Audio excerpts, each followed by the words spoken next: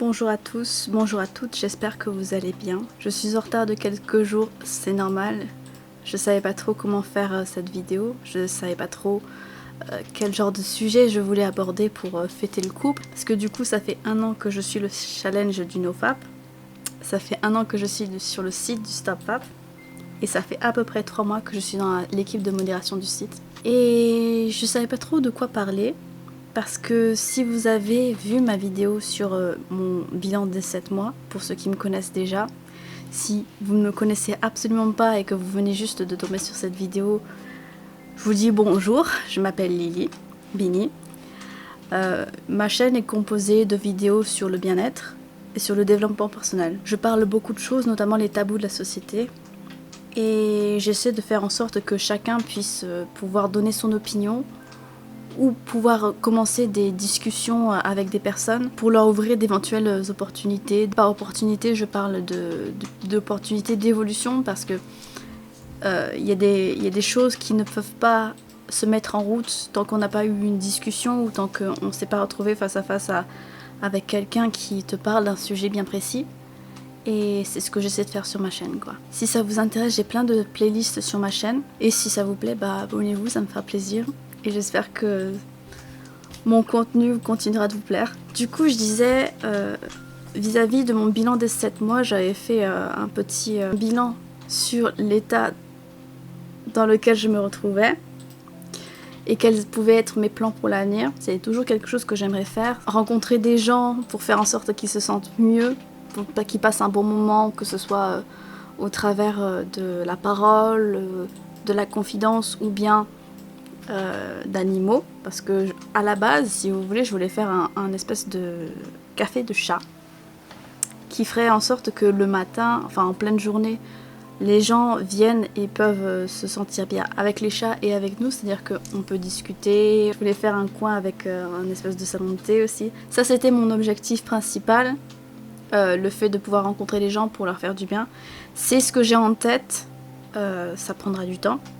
Mais j'espère m'en approcher le plus possible.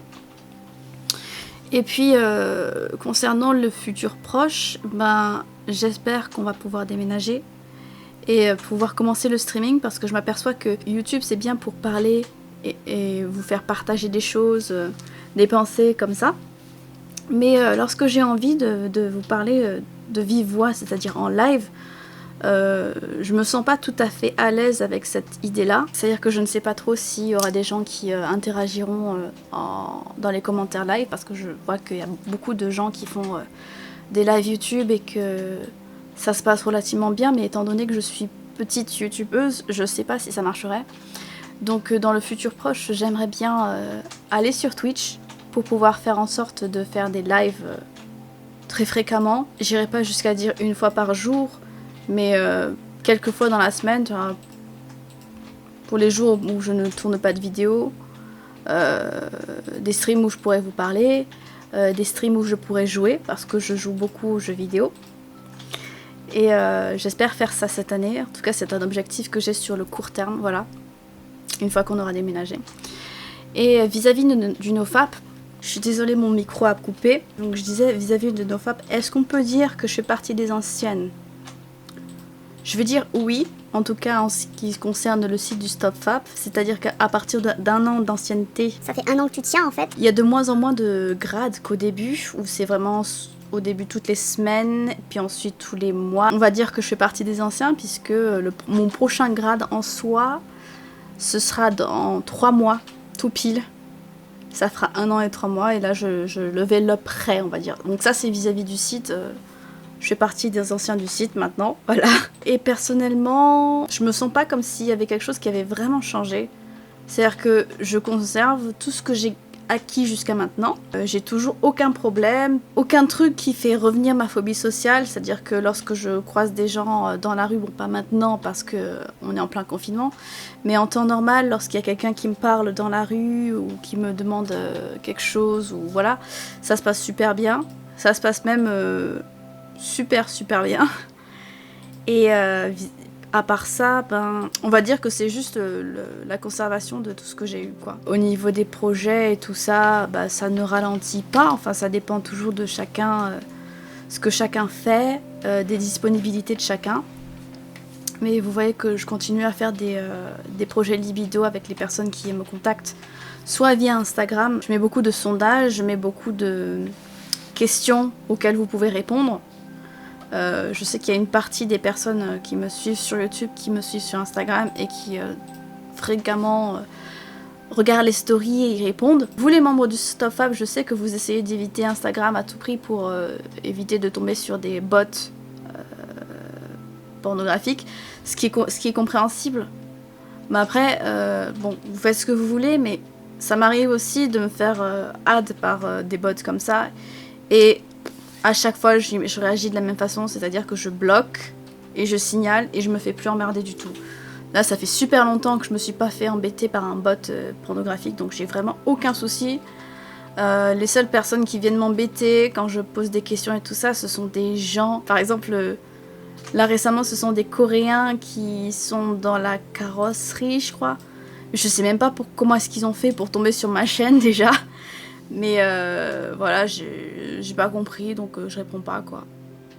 Mais mis à part ça, tout se passe très bien. C'est là que je fais passer mes informations lorsque je ne peux pas sortir de vidéo, ou lorsqu'il y a un petit problème, ou juste parce que je pense à un truc à l'instant T et que je sens que je peux le dire. Donc si vous me suivez pas et si vous vous demandez s'il va y avoir ou non une vidéo, bah suivez-moi sur Instagram, je le mettrai là. Si j'ai une chose à dire en plus d'assez nouveau, c'est que si vous n'avez pas vu ma vidéo sur la nourriture, ici, il y a quelque chose que j'ai changé vis-à-vis de ma nourriture qui fait en sorte que j'ai, on va pas dire beaucoup plus de pulsions qu'avant, sachant qu'avant j'en avais de façon assez aléatoire. Bon, ça venait, ça repartait. Mais là, on va dire que ce sont des espèces de pulsions. Je vais pas dire que ce sont des pulsions animales ni quoi que ce soit. Mais on va dire que ma libido, je sens qu'elle remonte. Et elle remonte de façon constante. Et ça, c'est juste dû au fait que j'ai changé mes macros de nourriture, en fait. Parce que j'ai voulu aller un petit peu plus loin et manger de façon keto. Qu'est-ce que c'est que l'alimentation keto? En fait, si vous regardez sur Instagram, si vous regardez sur Internet chez les anglophones, en fait, c'est une alimentation qui est basée à 75% sur les lipides. Les bons lipides, genre les avocats, les graisses animales, huile d'olive, huile de coco, fromage, laitage, etc. etc. 20% de protéines, animales ou végétales, si ça dépend de si vous êtes végétarien ou omnivore, carnivore, etc. etc. Et 5% en de glucides. Donc moi j'ai voulu prendre ces principes-là. C'est ce que je fais depuis à peu près 10 jours maintenant. C'est arrivé 2 fois que je dépasse un petit peu des 5%, c'est-à-dire que j'atteins 10%, un truc comme ça. C'est pas super grave parce que je reste quand même en cétose, étant donné que je ne dépasse pas les 50 grammes de glucides par jour. En temps normal, lorsque je mange normalement, avec cette alimentation-là, je suis plus aux alentours des 10-15 grammes de glucides par jour. Et ça va très bien, quoi. Donc de 15 à 50, c'est pas énorme non plus, tu vas me dire. Mais toujours est-il que je sens des décharges électriques dans mon corps, partout, hein, dans les bras, dans les jambes, dans l'appareil génital. Et vraiment, je sens que j'ai des bouffées, quoi, comme si je sentais que mon corps était en train de se dire là on fonctionne mieux. Là, on va pouvoir envoyer plein d'hormones qui vont changer tout ça. Je sens que j'ai davantage plus envie d'intimité, etc., etc. Comparé à avant, où c'était vraiment de façon aléatoire, ou alors quasiment inexistant quand j'étais végane. Comparé à tout ça, c'est beaucoup plus constant. C'est-à-dire que tous les jours, c'est paf, paf, paf, paf, paf. Ça ne bouge pas. C'est toujours élevé, très élevé par rapport à tout ce que j'ai pu ressentir de toute ma vie. Mais ça reste constant. Vraiment, les seuls moments où je peux avoir des pics, c'est lorsque j'ai des petits soucis d'adaptation parce que ça fait pas hyper longtemps, ça fait 10 jours, donc voilà. Et je vois que néanmoins, au niveau de ma peau, ça s'améliore de plus en plus. J'ai même remarqué qu'au niveau de la pilosité, là, les sourcils, j'ai des morceaux de sourcils qui poussent maintenant, alors qu'avant ça ne poussait pas. Enfin bon, c'est très drôle. Et pour moi, je ne sais pas si c'est scientifiquement prouvé. Je sais que les personnes qui étaient véganes avant ont pu retrouver une libido d'enfer après ça, en suivant une alimentation carnivore ou keto-carnivore. Si vous avez davantage de questions, je pense qu'il y a plein de gens qui mangent comme ça et qui pourront vous expliquer sur YouTube, parce que voilà, je fais pas trop dans le scientifique, je suis désolée. Mais si ça vous branche de tester, prenez vos infos là où il faut, faites vos calculs, au moins pour savoir comment est-ce que vous allez faire au début. Et voilà, expérimentez, parce que tu ne peux jamais savoir si tu ne testes pas, quoi.